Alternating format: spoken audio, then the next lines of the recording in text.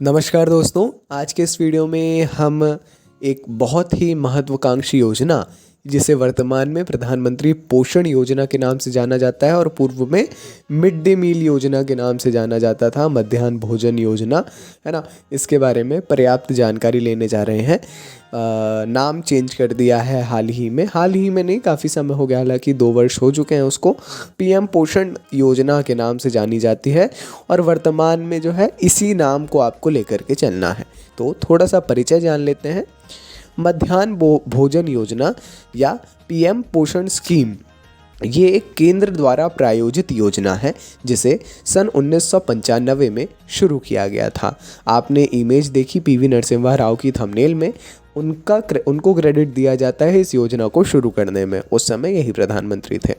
यह दुनिया का सबसे बड़ा स्कूल भोजन कार्यक्रम है जिसका उद्देश्य विशेष तौर पर प्राथमिक शिक्षा के सार्वभौमिकरण के लक्ष्य को प्राप्त करना है ना।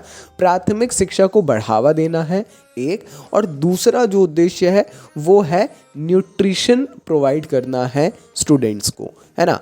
ये कक्षा पहली से कक्षा 8वीं में पढ़ने वाले 6 से 14 वर्ष की आयु के प्रत्येक छात्र को पका हुआ भोजन प्रदान करता है जो स्कूल में नामांकित और उपस्थित होता है ना। मतलब जो स्कूल में नामांकित है छात्र और उपस्थित है उस दिन, उसको न्यूट्रिशन के साथ में जो है भोजन प्रोवाइड करने में एक इम्पॉर्टेंट रोल प्ले कर रही है ये योजना। देखिए, जैसा हमने शुरू में बताया, इसका नाम बदलकर प्रधानमंत्री पोषण शक्ति निर्माण योजना, मतलब पोषण शक्ति निर्माण जो है वो POSHAN पोषण में आ गया है, ठीक है, कंफ्यूज मत होइए। तो इसका नाम प्रधानमंत्री पोषण शक्ति निर्माण योजना है, पीएम पोषण योजना भी बोला जाता है। ये कर दिया 2021 में। 2 साल हमने बताया था, 3 साल हो गए एक्चुअल में। इसमें पूर्व प्राथमिक कक्षाओं के बाल वाटिका 3 से 5 आयु वर्ग के बच्चों के लिए इन छात्रों को भी शामिल किया गया है।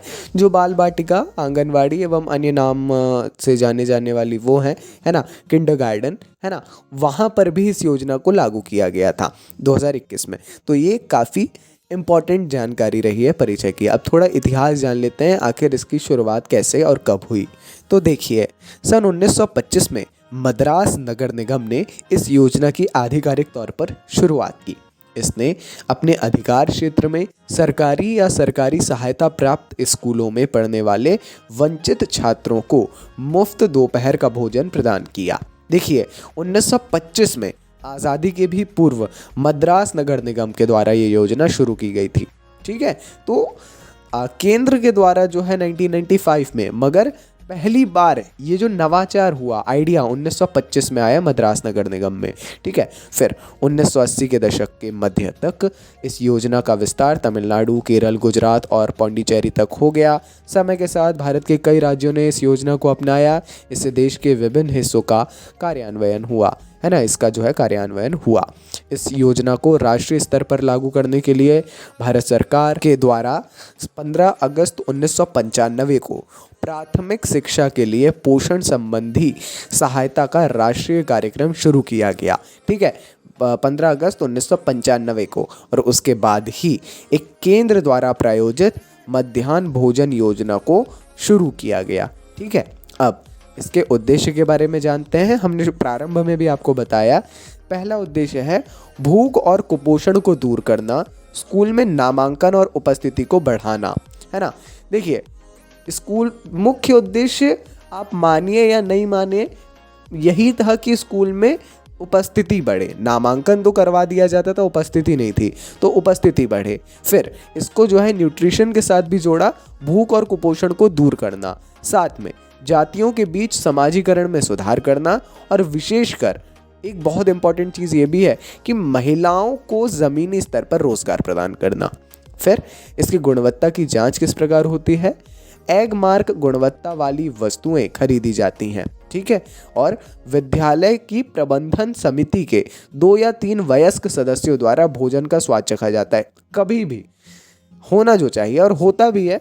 किसी भी शासकीय विद्यालय में एक पूरा रजिस्टर मेंटेन होता है प्रतिदिन का, उसमें कम से कम 1 या 2 शिक्षकों के द्वारा, है ना, HM के द्वारा, हेडमास्टर के द्वारा ये किया जाता है।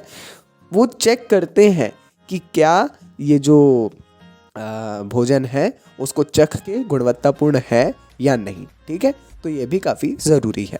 थोड़ा सा खाद्य सुरक्षा के बारे में जान लेते हैं, है ना, या किस प्रकार से भत्ता दिया जा रहा है। तो यदि किसी विद्यालय दिवस पर खाद्यान्न उपलब्ध नहीं है या किसी अन्य कारण से मध्याह्न भोजन उपलब्ध नहीं कराया जा रहा है, तो राज्य सरकार अगले महीने की 15 तारीख के भीतर खाद्य सुरक्षा भत्ता का भुगतान करेगी। समझ रहे हैं? मतलब अगर नहीं आ पाया तो खाद्य सुरक्षा भत्ता का भुगतान करने का भी प्रावधान इस योजना में दिया गया है। अब एक इम्पॉर्टेंट चीज़ होती है, आखिर किस विनियमन कैसा है इसका, तो राज्य संचालन सह निगरानी समिति, है ना, राज्य संचालन सह निगरानी समिति पोषण मानकों और भोजन की गुणवत्ता के रखरखाव के लिए एक तंत्र की स्थापना सहित योजना के कार्यान्वयन की देखरेख करती है। ठीक है, तो नाम आप ध्यान रखिएगा, राज्य की जो संचालन सह निगरानी समिति होती है उसका एक बहुत इंपॉर्टेंट रोल है मिड डे मील या पीएम पोषण योजना में भी। ठीक है, तो तिथि भोजन संकल्पना ये क्या है? देखिए, तिथि भोजन एक संकल्पना मतलब एक चीज़ है, एक पहल है जो सामुदायिक भागीदारी कार्यक्रम है, जिसमें लोग विशेष अवसरों या त्योहारों पर बच्चों को विशेष भोजन प्रदान करते हैं, है ना। देखिए, राष्ट्रीय त्यौहार है, राष्ट्रीय पर्व है 26 जनवरी 15 अगस्त, तो उसमें विशेष भोजन होता है, खीर, लड्डू, है ना, इस प्रकार की अन्य चीज़ें दी जाती हैं अलग अलग, और साथ में, है ना, विशेष भोजन इसी को कहते हैं तिथि अनुसार। साथ में एक जो बहुत इंपॉर्टेंट चीज़ है रोज़गार से जुड़ी हुई, यह है प्रत्यक्ष लाभ अंतरण, डीबीटी जिसको कहते हैं, डायरेक्ट बेनिफिट ट्रांसफ़र। केंद्र ने राज्यों और केंद्र शासित प्रदेशों को योजना के तहत काम करने वाले रसोइयों और सहायकों को मुआवजा प्रदान करने के लिए डीबीटी प्रणाली पर स्विच करने के निर्देश दिए हैं, और हो भी किया है। यह जिला प्रशासन और अन्य अधिकारियों के स्तर पर कोई रिसाव सुनिश्चित करने के लिए है ना, मतलब कोई भी लीकेज ना हो, तो इसके लिए कहीं पे भी बिचौलियों का काम ना हो, डायरेक्ट बेनिफिट ट्रांसफ़र किया जा सके सीधे बैंक टू बैंक, है ना। तो ये काफ़ी अच्छी योजना है। ठीक है, तो अब थोड़ा एक बहुत ज़रूरी टॉपिक है चुनौतियों का, उसके बारे में जान लेते हैं। देखिए, इस योजना के क्रियान्वयन में जो एक सबसे बड़ी चुनौती है वो है भ्रष्ट आचरण, भ्रष्टाचार की। देखिए, आमतौर पर देखा जाता है सादी चपाती में नमक मिलाना, दूध में पानी मिलाना, भोजन का जो विषाक्तता है, फूड पॉइजनिंग जिसे कहते हैं, ये एवं ऐसे कई मामले सामने आए हैं। ये सीधे तौर पर भ्रष्टाचार को दिखा रहे हैं। जाने अनजाने में या नहीं इतना संभव है इतना निगरानी रखना, इसी कारण ये देखने को मिल रहा है, और ये एक बहुत बड़ी चुनौती है। साथ में जातिगत पूर्वाग्रह और भेदभाव, जातिगत पूर्वाग्रह और भेदभाव को समाप्त करने के लिए ही इस योजना को शुरू किया गया। उसका एक उद्देश्य ये भी है। ठीक है, भोजन जाति व्यवस्था का केंद्र है, इसीलिए कई स्कूलों में बच्चों को उनकी जाति की स्थिति के अनुसार अलग बैठाया जाता है। बिल्कुल गलत है, सरासर गलत है, परंतु मसल पावर, राजनीतिक स्थिति या अन्य कारणों से ऐसा किया जाता है।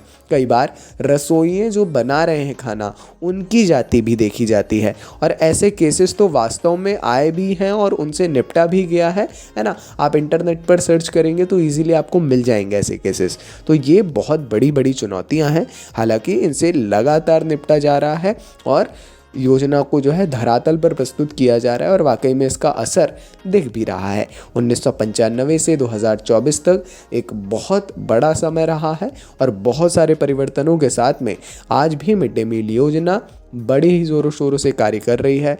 जाहिर है कई गलतियां हैं, अगर आपको भी ऐसी कोई गलती नज़र आती है तो मैं पर्सनली आपको बोलूँगा कि अपने जिला दंडाधिकारी के पास जाएं और इस बारे में उन्हें ज़रूर सूचित करें। तो चलिए, ये थी आज के इस वीडियो की अंतिम जानकारी। कोई भी कन्फ्यूज़न हो आपको किसी टॉपिक से रिलेटेड, किसी भी सब्जेक्ट से रिलेटेड, कमेंट सेक्शन में आप बिल्कुल पूछ सकते हैं कभी भी, है ना।